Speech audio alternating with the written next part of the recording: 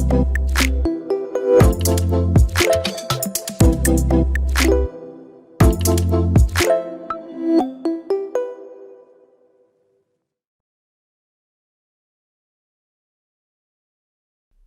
everyone.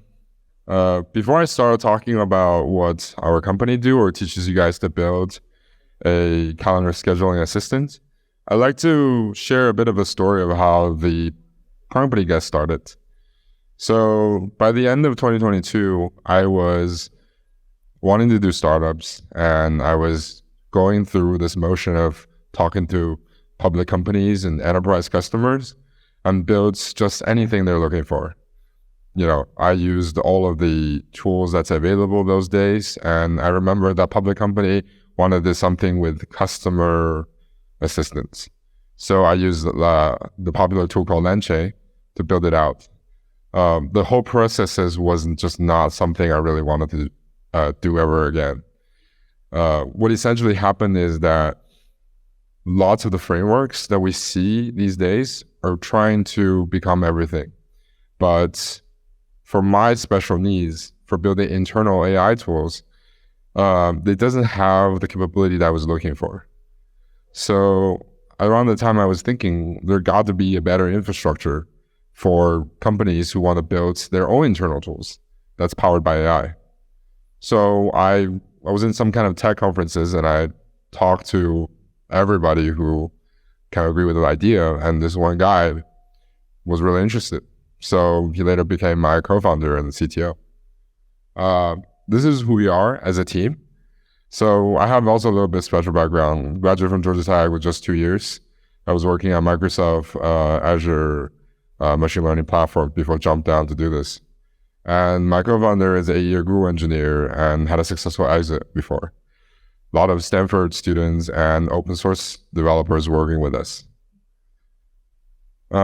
So after I talked with all hundreds of customers, what I've realized that is the hidden potential of true AI applications are all within companies. But think about it, whatever you use today as a middle layer infrastructures, there isn't something that is quite fit with the internal building cases, especially when your context is in the cloud and your model is also hosted somewhere in GPUs. The orchestration layer that tailors to what enterprise are looking for seems to be missing. And I'm like firsthand the type of user who felt that as I built my first demos with these public companies. And that's what inspired us to build products like Cortex. But what is it really? I like to frame it very simply. We're just retool, but for AI. We don't want to do anything else but laser focused on AI internal tools. And that means we're going to do things a little bit different compared to other existing frameworks. We have a backend, and it will kind of look like RPA or serverless functions. It's not low-code. It has quite a lot of power for customizabilities, but it's much easier to use. And on top of it, we have a front-end components, which is unorthodox, but it actually makes quite a lot of sense if you want to build internal tools. Think about Retool. They discovered that a company hated to build company internal dashboards. The UI components are always the same, so they create the UI components so developer doesn't have to do it over again. Same goes for these internal AI tool that's going to replace all the enterprise dashboards in the next 5 to 10 years. We need UI building blocks coupled with the backend for these internal products. Just imagine, the amount of cross-functional communication and custom AI solution you can enable. If your works in ops, you can ingest the entire MOP or SOP, and you ask what happens if our data center is on fire. In that case, you can call 911. Or you can do marketings, and it will have the capability of answer with detailed messages, also referencing your go-to-market strategy documents. If you're building AI solution for the executives, instead of showing complicated Power BI that no executive really can understand, you can have an AI internal tool that gives the results directly. And it's really simple to do it. First, you just add internal data, and we have continued to build APIs across all of the SaaS where data resides. And we're managing this API end-to-end. That means it actually works. For example, with Notion or something like Google Drive or Slack, it updates dynamically, so you don't have to sync all the time. Then you go to design the AI workflows. These building blocks are intuitive, and it gives you an iterative processes for developing your own AI backend. Finally, you connect it to a UI. For example, the most common one we see people like to do is on chat. So if you can build a backend that takes in chat history messages, then you can stream it to the front-end UI. Then there you go. You have your own custom chatbot. The limit is endless here. Just imagine, what would you like your AI assistant to do? It could streamline HR onboarding by giving new hires through the same kind of onboarding processes. It could handle inventory management, manage stock levels, and notify officials when the restocking is needed. It could be used for compliance and reportings. Ensure your writings adheres to the regulations for your own specific department or industries. And last but not least, we can do appointment scheduling. And I'll demonstrate how to build appointment scheduling end-to-end in a second.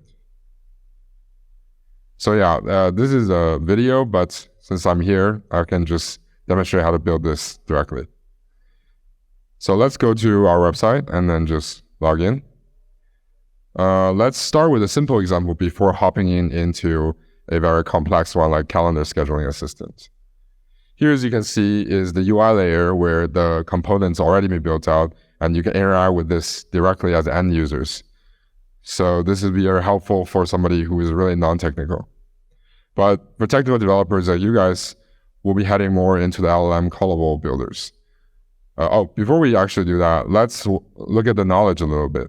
Knowledge is our own managed vector databases that can take any of the SaaS product that we have available, and we're adding more. Taking knowledge is very simple. You just type the name and the description of this document and set permissions. We have pretty advanced role permissions, and select the data sources. Currently, you can upload with just self-managed version, or you can upload with SDK, or do a website, just a URL, we'll crawl that whole website for you, or a Notion and GitHub issues, how cool would that be? And Slack and Confluences. Those are available more for the team plans. But let's start with Notion. So all you need to do is connect to the Notion, and you hit create, and then it connects to the Notion APIs, and all you need to do is select the pages you wanted, allow accesses, and then boom, there's the error. But it's a front-end error, so it's be fine. The backend is very strong. We wrote it in Rust, and it syncs dynamically already. So it's gonna take some time for syncing. So let's use one that's already being queried. So you can see it adds all of the documents and pages, and they are vectorized, so you can use them for retrieval immediately. And let's look at one way you can build a help desk by ingesting those company notions. So if we go here, here is the callable builder where I showed everyone, where each block represents the particular functions. The first one is input. This is where you put in your test inputs, and you can say whatever test inputs to test out your callables functionalities. Then you can add something like a code block that extracts the questions. So you can extract from this JSON the last questions probably needed for retrievals. And you can call that variables in the next block that specialize in doing retrievals, and you select the knowledges that you have added. So Notion docs is the company document is the one we're going to add. And this will gives you a list of all of the raw data. There's no hiding, so you can use these raw data to formulate whatever the ranking algorithm you like. You can do web crawling, but for this one, let's not do that. And this just simply writes a JavaScript that retrieves the JSON, that retrieves the outputs, and then feed it into a language model. We have out-of-the-box language model you can use directly. For example, OpenAI, Cohere, and Anthropic. Yes, we have commercial access to Anthropic Cloud E2 currently on our platform. So if anybody wants to try it out, you can try it out right here. And then you just need to run test cases. What happens is it will run each of the blocks in parallel, or if they're chained together, then you have to run them together. And then you can see exactly what are the outputs per block. So this is where it retrieved all of the informations and added them into one specific text box and feed it into language models. So that's how you essentially built a very simple augmented retrieval copilot. So let's change the database a little bit, because who is the president of the United States is probably not a good test cases for a company help desk. Let's do something like maybe what's our company's travel policy? Everybody want to know about that. Save changes. And back to databases. Let's test this again. So immediately you will see it gets reflected. This will be the now new test data. And throughout the block, you can trace iteratively to see what documents are being retrieved and how they're being indexed. So these are all the text that gets formulated together. So this seems much more relevant to the thing we all wanted to query. And then you feed it into a large language model. Now it will show you the actual policy. So that makes sense. Once you're happy with all of the results, then you're ready to deploy. Because we're a cloud native platform, so we handle everything like SREs and the DevOps. Once you finish building, you're done. This is already deployed in our cloud live. You just need to create an API key and then you're good to build. And you can use this APIs anywhere inside your UI. And this workflow is like a serverless function. Will always get triggered and run and disappear. So you can scale quite a while if your user grow from 10 to 10,000. But we are retool for AI, so we don't just have the backend. We built out an entire front-end system to help developers to be even lazier, doesn't even have to build their own UI. So what happened is that you just need to simply go to the create copilots and then just give it a few names like travel related help desk and give it a good description. It's probably not a good description. And set the permissions. And then you can select the UI that you wanted to use and the callable. So connect to the help desk callable that we had. Select a version. You can also do the latest one. Select the actual data you want to retrieve and give it a few simple examples like what's our product roadmap. And then create the copilot. Then it's done. If you go here, there is a live chatbot UI right here that gives you all the interfaces of a typical chatbot, and it streams the outputs like you would expect it. Oh, and very extra, we have dark mode. So if you want to use that, it's great. Yeah, I like to go over the top when we build things. So let's look into a more sophisticated example. I built it in my own personal account. This is a Calendly callable builder. What it does is still very simple, but it utilized a few more extra blocks. This also extracts the messages using this block, and it calls through the Calendly API. And you can do that, do a HTTP fetch or curl request. This is my actual personal token, so please don't steal my credentials. And then you'll get all the response you need.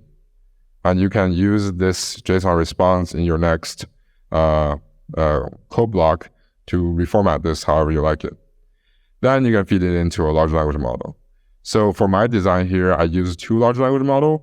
One is a time check, which basically is I grab the questions and then I formulate into a feasible JSON. I use the Anthropic Cloud E2 to do this, and then feed it like a JSON. And then in the next curl request, I hooked up into Zapier. And it's a very simple Zapier, which basically is if I hit this API, this hooks, it will create an event for me, including adding an email to my guest. So if when that's built, you just need to call this Zapier hooks. This curl request will sent HTTPS requests, post requests to this Zapier with your specified variables, which is from the last block, time check, message, content, and then it'll give you a response, good or not. And this is the last language model I use, which I consider it as like, if in Fixie they call it routing agent, I like to call it like just the interfaces where you need to talk to the customer in a friendly way. So you just give it a few logic, if it knows available time, list available time. If the user's already scheduled a meeting, then get all the informations and then do the scheduling. So yeah, once that's built, then you can test a few things out and then you should be ready to go. So let's test it.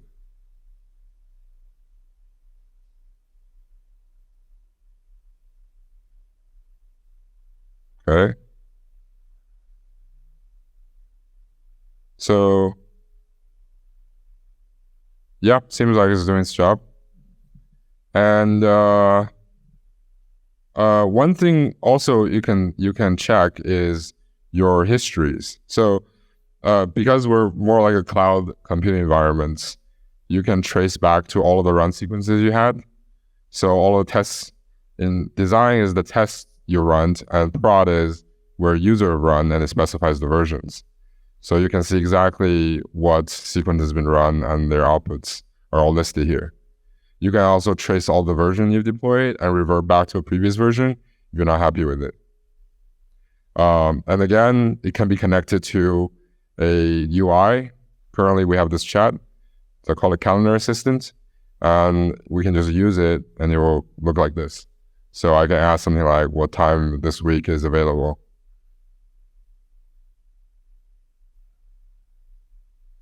Okay, so, and I can ask something like, please book a time for me on Thursday, 10 a.m.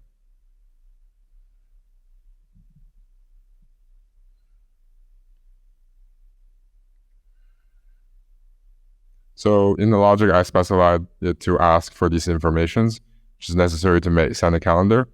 And you can just fill up that messages, like talk with, XYZ customer. It lasts for 30 minutes. My email is me@email.dev.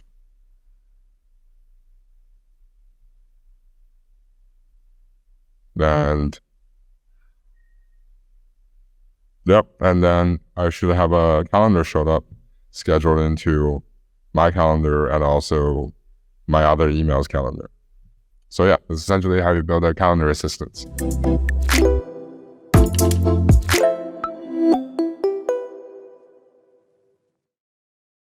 Vector database has a lot of its limitations, and we're trying the best we can. Like you said, it does show up with the documents that gets retrieved back from it, but there's only a segment of the data. So it's okay if you're like retrieving something like a documents or books, but if you're doing something like retrieving a technical data that's super logical, then it becomes very bad to work with vector databases. To combat that, we would recommend not to use vector databases as that way of storing knowledges. One way you can do it is just use Cloudy 2, which has 100,000 tokens.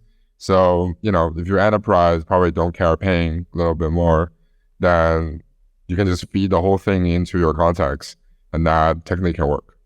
Another way is you can add a better way to do search. So when you want to crawl something like a website live, a better way to do it is to include a Google search block, and you add the query string to be specifying like that site, and then this is the keyword.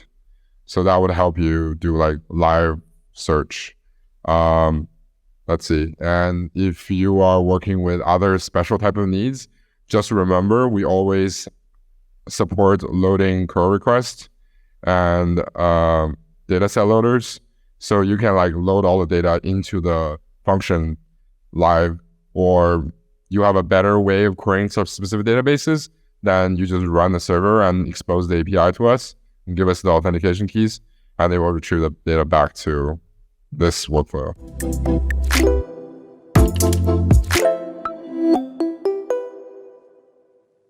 The first issue I ran into when I was using LangChain was January. I mean, they're still very early around that time, but a big problem I ran into was I was doing the VectorDB search. So I had to set up my separate VectorDB, which is fine.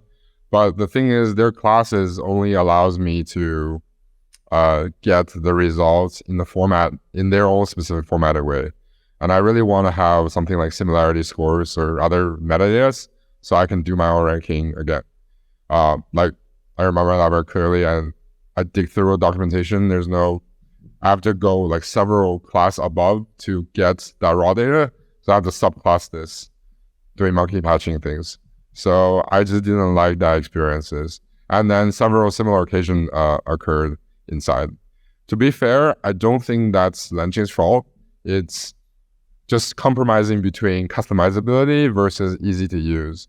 So my takeaway is, if I want to design a middle infrastructure, I want to be very clear on what specific level of use cases I want. And I cut the features that are not going to be helpful. And so you're not customizable on those features, which is not necessary anyways, but focus on customizabilities on features that users wanted to customize.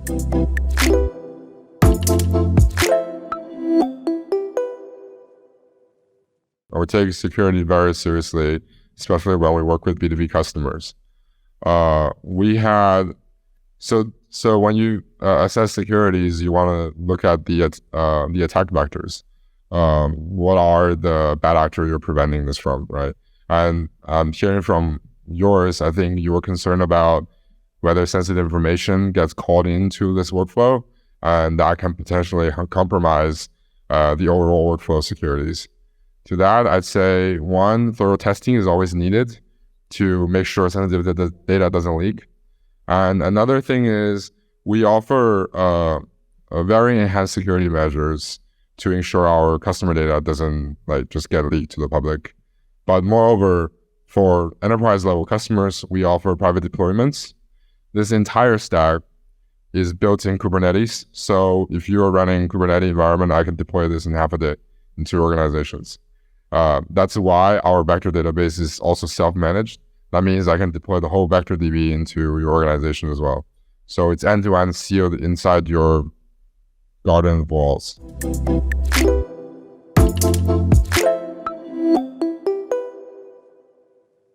Two things. One is, how can you retrieve the full context without losing to, the vectorizations? Because when you vectorize, it chunks into specific text segments. So sometimes you lose context. So how do you get the whole context of the document when you need it? And second of all, the problem is probably how can you feed into LLM that's big enough to handle this? First thing is, our retrievals actually have a bit more sophistications. You can include tags and exclude tags here. So when I think about VectorDB search, it's kind of like a fuzzy search, or like what Elasticsearch accomplished. And then there is also the exact search, right? By search by matching. Combine those two together should allow you to have the capabilities of getting exactly the documents you're looking for without without losing content or adding unnecessary details. So beyond the similarity search from the related questions, you can also include specific tags like only user ID 1, 2, 3, 4, 5, or excluding, government contract department folders. Do those to exclude and include a particular section you'd like to do. And then context window is always a problem. So far, we found the best way is just to use Anthropic's model, just big enough that most of the time they just can't handle the whole book or whatever the documents you're looking.